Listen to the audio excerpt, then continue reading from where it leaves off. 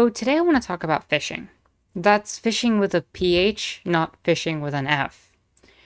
And I want to bring this up because GoDaddy.com did something really disgusting with a phishing test that they put out for their employees recently.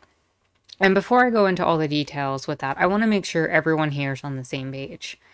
If you're not familiar with what phishing is, it's when a spammer or hacker or some sort of person who wants to get your personal information sends you an email. I guess it could also apply to certain spam phone calls, but specifically it's around email, where they send you a link where you can sign up or put your information. And the link usually looks legit. It looks like it's from a friend, or it looks like it's from an important government institution, or from some sort of organization that you've dealt with, or your own job, in which they tell you you need to sign up for this quickly. And if you do so, you end up giving this hacker, or, phisher in this case, your information. And by doing so, they can get access to your credit cards, they can steal your identity, or in more minor situations, they can use your information and sell it to other companies for a profit. In either case, you lose out and they end up gaining a lot. And so this specifically targets people who are vulnerable. And in our society right now, there are a lot of people who are vulnerable.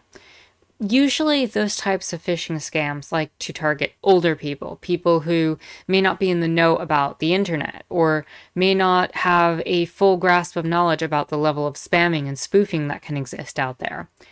But in today's age, where people are desperate, either because of the pandemic or their financial situation, people are especially susceptible to it. And so I want to talk about how people who do this phishing scheme generally use panic and the need of people as a tool to further take advantage of them. And I want to start off with GoDaddy.com and their phishing test. So GoDaddy.com actually teased their employees with a fake holiday bonus. Essentially, they told all of their employees in an email, if you sign up with this link, you will get a $650 Christmas bonus. In these times where stimulus is an issue, where everything else is going wrong, this is actually really disgusting. It is not out of the ordinary for a company like GoDaddy, who manages domains, to put out some sort of phishing test to make sure that their employees are properly functioning within that sphere, that they are not giving out company information or personal information, especially for a company that manages domains and websites and all sorts of information that are very much classified. You do want to make sure your employees are doing this, but there's a tactful way to do it, and that isn't to exploit their most vulnerable moments. And I don't know how much an average employee at GoDaddy makes or anything like that. But you have to imagine that in this economy, in this day and age, an extra $650 in a Christmas bonus might go a long way, in addition to the stimulus check, to maybe ease over a month's rent to, I don't know, maybe make ends meet a little bit more. So the point is people are desperate enough to take that $650. And so 500 employees, more or less, from GoDaddy took this offer. And what did they get from it? Well, they had to go to a training seminar, which ultimately means extra work. So they got punished for it, essentially, for trying to deal with what seemed like a legitimate email from their company. And so there's two things to take away from this. One, GoDaddy handled this remarkably poorly. That's the first thing. Like, you can't be calling out this type of thing in this type of financial environment. There is a better way to handle this. GoDaddy acknowledged this and has since apologized for it. That doesn't make it better for the people who are still not getting a $650 bonus and who might have felt really lied to and really hurt by the deception from their own company.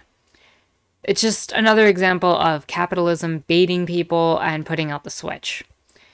The other side of this is that this is actually a legit concern for a company like GoDaddy, and I recognize that. Again, it could have been handled more tactfully. But this also brings me to other forms of vulnerability, especially in these times. During a pandemic, there have been a series of emails going around since earlier this year, such as this one, where you'd get something like this. Dear sir, go through the attached document on safety measures regarding the spreading of coronavirus. This little measure can save you. Symptoms are this, regards Dr. blah, blah, blah, specialist, and, they'll appeal to certain forms of xenophobia, like by calling it the Wuhan virus.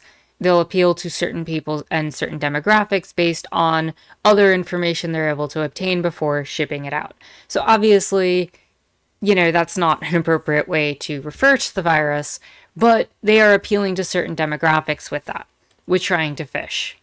And so you're now getting situations where people are sending out emails about potential vaccine information, where people are sending out emails about how to sign up for your local vaccine and how to sign up to get, special funding for all these things from this politician giving it to you. And they're appealing to people's trust. And I think that's really the frustrating part about a lot of these scams. They prey on people who are both older and who are, generally speaking, more vulnerable in these times.